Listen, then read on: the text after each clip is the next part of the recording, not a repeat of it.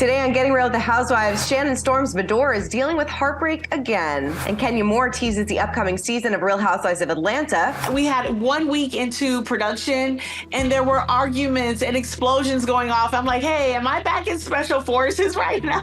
Why Diana Jenkins is stepping away from the Real Housewives of Beverly Hills. Plus, Andy Cohen reacts to Jen Shah's sentence and Lisa Rinna's exit. We've got that plus so much more on today's Getting Real with the Housewives. Hey guys, Christina GRWTH here with Us Weekly executive producer Mandy Camp, and welcome to Getting Real with the Housewives. And the Housewives news gets bigger and bigger each and every week.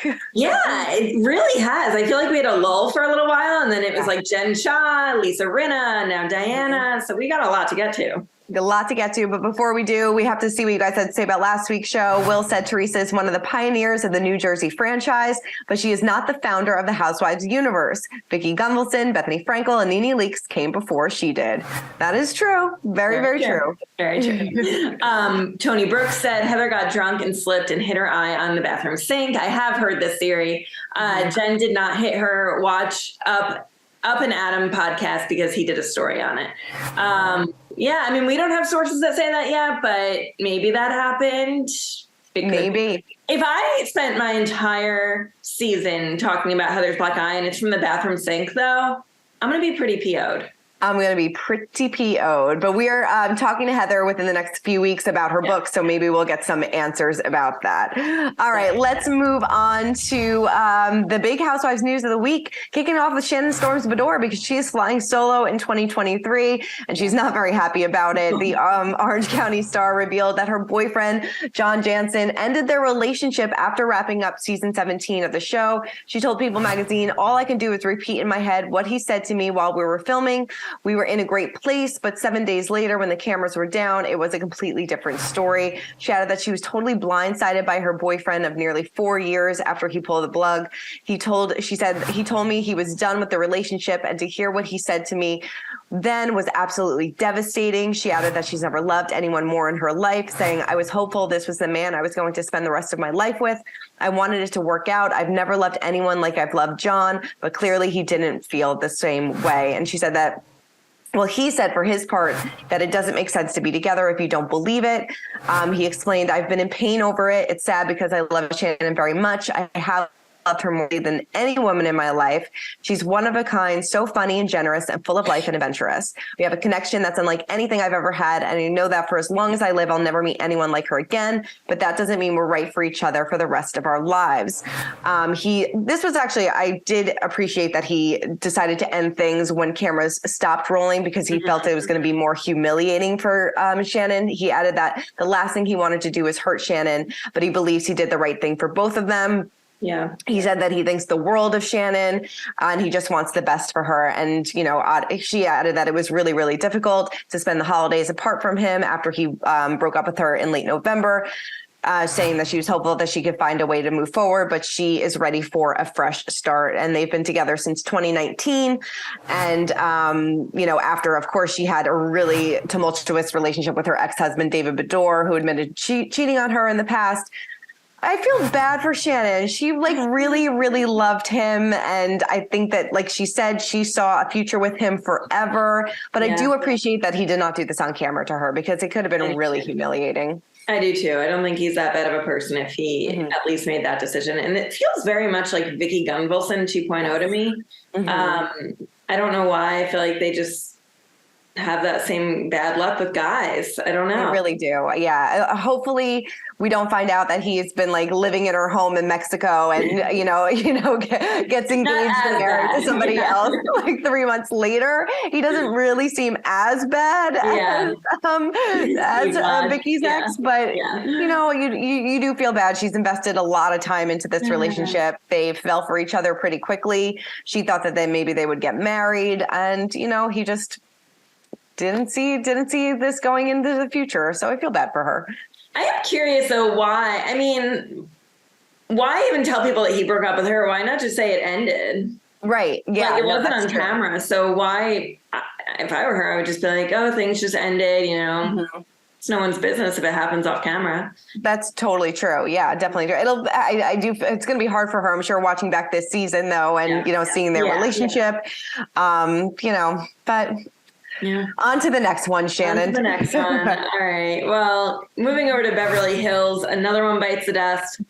Diana Jenkins announced that she is exiting the Real Housewives of Beverly Hills just days after co-star Lisa Rinna revealed she is also leaving the Bravo series. So in a statement on Instagram, she said, "Hi, everybody. As so many of you know, Asher and I are expecting our second child later this year. You also know that due to many factors, this pregnancy is considered high risk, and I am on doctor-advised bed rest. To that end, I am not able to devote myself fully to filming the next season of Real Housewives of Beverly Hills. I would like to thank Bravo and Evolution for allowing me to focus on my pregnancy and for their support and understanding. I promise to continue sharing my fertility journey with you." Jenkins met Monroe, who's only 34, while attending a Victoria's Secret fashion show in 2010. They've been together a while, actually. Yeah. Yeah. After a decade of dating, the couple welcomed their first child together, daughter Eliana, in 2020. And she also shares a 22-year-old son and a 19-year-old daughter with her ex-husband, Roger Jenkins. So, yeah, I mean, what do you think about her choice to step away? Bye, Diana. Bye. Bye. Yeah. She wasn't really a fan favorite at all. I think it was promising in the beginning and then it quickly turned sour. She didn't really make many friends on the show. Things were really uncomfortable with Sutton. She made some crass comments here and there. She just wasn't a good fit. And, she was definitely dealing with a lot of stuff in her personal life. She had just suffered a really heartbreaking miscarriage. And then just a few months later, she started filming the show. So maybe it just wasn't the right time for her either. So hopefully now she can just focus on her pregnancy and, kind of, step back in the spotlight a little bit. Yeah.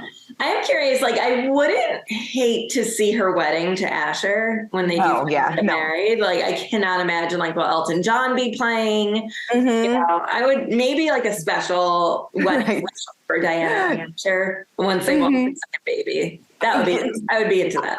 I would tune in for that as well. Definitely. All right. Well, something that I will definitely be tuning into is the upcoming season of Real Housewives Ultimate Girl Trip, because they announced the cast for season 4, even though season 3 has yet to air yet, but we are ready. The network revealed on January 9th that the reality series, which airs on Peacock, will take place in Morocco. And get ready for this cast. It is a good one.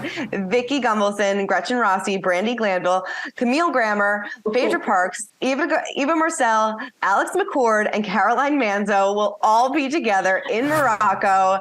Bring it to me right now. Alex McCord, you guys, I have been wanting Alex McCord back for years. Why Ultimate Girls Trip? I don't know, but I'm in. I cannot wait. It is going to be so good. Yes. It's going to be awesome. They haven't revealed when it starts filming, but it'll be underway pretty soon based on Caroline's social media posts. She wrote, "See you soon, ladies." And we've been waiting for Caroline. We've been waiting for Alex. Interesting, though, that they are bringing back already some housewives that have already appeared on Ultimate Girls Trip, though. Yeah. I'm glad Vicky, I am glad Vicky is getting a redo, because during the last Ultimate Girls Trip, she just wasn't herself because she broke up with her boyfriend 2 days before they started filming. Yeah. But Camille's back, Gretchen. I'm into Camille, and I hope that this is a test to see if Camille can come back to Beverly Hills full time, because I'm into that too. I'm so into that. And Brandi, that'll be good. Brandi and Camille together, that will be really good. It's just a great cast. I'm really excited for this one.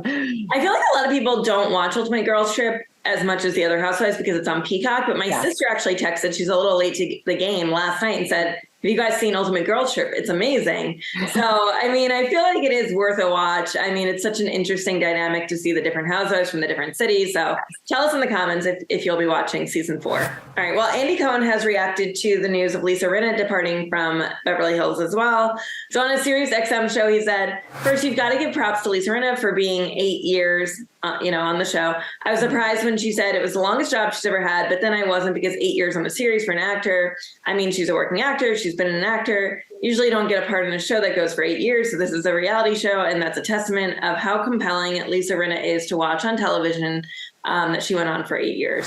He further said, "I really do hope that she's on a pause. I hope she will come back. I really do. I've talked to Tamara Judge about this a lot. Tamara ultimately said to me before she came back to this, she said, 'You know what? My time away from the show kind of helped me as a person.' And she said, 'I think it was actually really positive to leave and get some air and step back. So I just hope that Lisa will humor us and comes back. So this much sounds like this was Lisa's decision, even though she said it was mutual.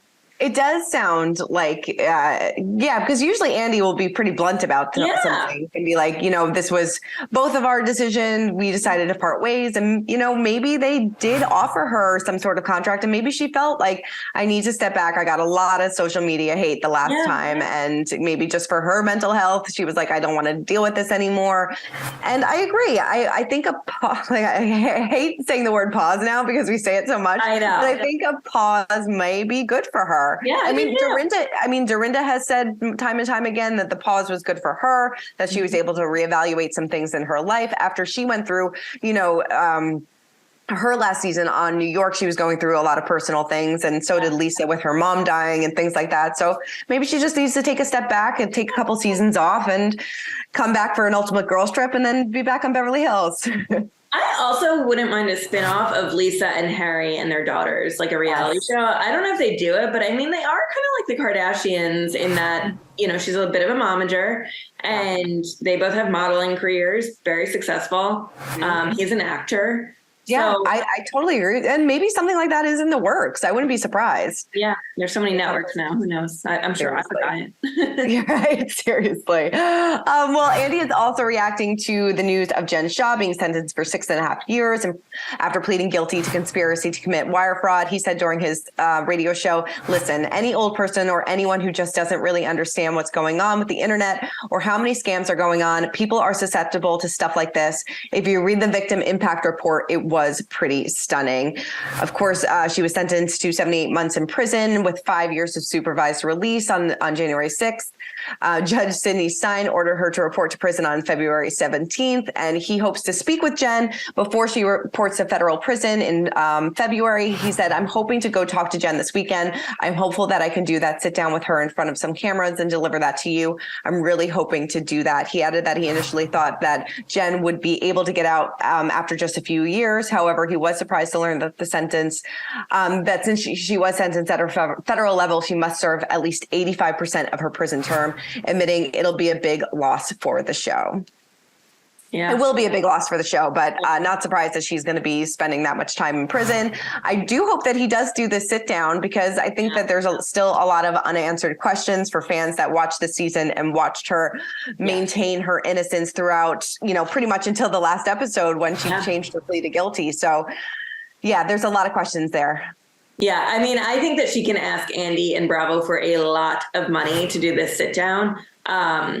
Kind of balls in her court right now. So maybe she'll get a lot of money right before she goes in. She can leave that to her kid. Not that she's like leaving forever, but, leave it for him to go to college, medical school, all of that. But yeah, or pay back some of the victims.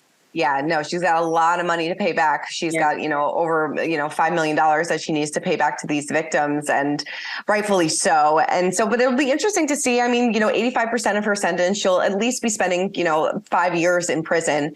So I'm sure she's going to have a lot of time to write that book during her prison stay. So I'm sure she'll make some moves when she gets out. That means she has to have good conduct during the stay, right? For her to get released early. And I worry a little bit about Jen Shah's conduct.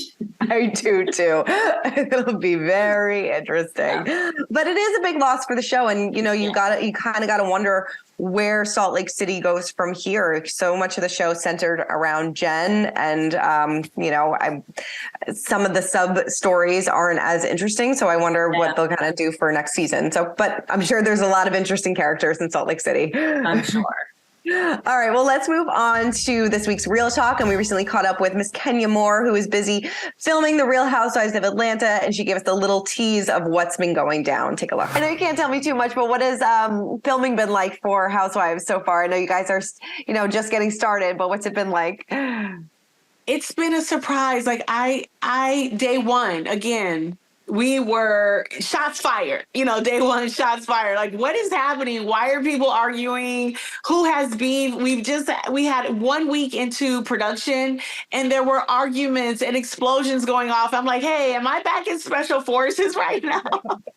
I mean, I thought this was Housewives. So it kind of was like the worlds collided for a moment. I didn't know where I was. Yeah, I know that there's been some rumors that something goes down with you and Sheree's new man. Can you tease anything about that? Well, honey, well, let me tell you this. The shade assassin had to come alive and put some people in their place. So yeah, there's some truth to those rumors. I love it. Did anything change with you and Marlo after the reunion? I don't know who you're talking about. Sorry. Oh, Kenya, you're my favorite. What did you think of Portia's wedding? I didn't see her wedding. I know it was just a few days ago. I thought she looked beautiful. I saw a picture of her in a red dress. She looked absolutely stunning. So, yeah. Happy for her? Yeah, if she's happy, I'm happy. You know, if everyone's happy, then I what do I have to say about it? The Atlanta ladies do not disappoint. And to find out that, just 1 week into filming, there are already fights and arguments, I'm sure it'll be a good season. Definitely. All right, well, let's get into recapping this week's episodes in Salt Lake City, our big finale. And, we like we were saying before, we see Jen Shah changing her plea to guilty and the girls kind of reacting to this. It was, that's a big deal. Yeah, huge deal. I was surprised Meredith and Heather flew to New York for this. I was wondering if Bravo paid for that because I was like, really? But yeah, huge deal. I wanted to see more of it. I wanted to hear from Jen, but obviously we couldn't, probably because of legal reasons. But she did say at some point during the episode, I wish I could say what I really want to say to fans. Yeah. And I wish she could too. And hopefully if she sits down with Andy now, she can do that. Definitely. Well, rewinding to the beginning of the episode, we see Heather getting ready to or release the book cover for her Bad Mormon. I love one of the ladies said, we're at a book release party with no book. Yeah. It's good timing for Heather because it is coming out now. So she really did time that well in terms of when it's airing. But yeah, it was kind of ridiculous that she had a book party when there was no book yet. No book. But you have read a good chunk of that book. I have read the book. I don't want to spoil anything, but it is a good read. We get some insight into, what it was like growing up for her as a Mormon and how she kind of changed her views a little bit and a little bit into Housewives. So there's definitely a lot there, and you're going to learn a lot about Heather, and you may or may not figure out who gave her the black eye. Well, leave it at that. More into that in next week's episode. Yes. We also see Angie is giving another apology to Jen Shah and Coach Shah for the book, for the fake Instagram that they had created. Let's move on now, right? Like, this Instagram story isn't that interesting. We've talked about it all season. It's not that interesting, but it is interesting to me that she was very quick to forgive her. Yeah. And, once she gave the apology, they were pretty quick to move on when Jen seemed to hold some grudges in the past. But I guess, she's like, I got bigger things to worry about. Yeah, much bigger fish to fry. Yeah, much bigger fish to fry. Yeah. You know what? It's been going around on social media, and I don't know if you remember this, but from the trailer of the beginning of the season, do you remember Dana and Jen Shah getting into this huge fight? We never saw it this season. I hate when they do that. I hate when they put things in trailers and, teases, and we never see the moment. I wonder if there's a reason they didn't air it. Maybe. But it's like, don't give me these things in these trailers and then leave it on the cutting room floor. So that was kind of disappointing. And I saw some things going around about that. So I don't know. But yeah, so then we had the theory on the black eye, and that never got resolved, which is really frustrating. Really frustrating. I hope we find out either in her book or at the reunion. Then we see Angie K kind of making some last minute drama in the season finale of the show, questioning Jen's suicide attempts, questioning whether or not Heather and Jen hooked up with each other, and that's how the black eye. I'm just kind of like, are you just trying to stay relevant, girl? Like, in the last episode, you're trying to get a spot in next season?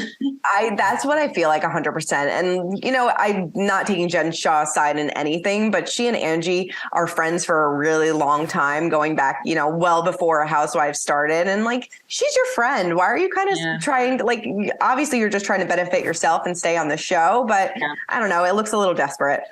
Yep. All right. Well, stay tuned for the reunion, but the season has wrapped. It has. Well, Potomac is still going strong. Yep. What did you think about this week's episode?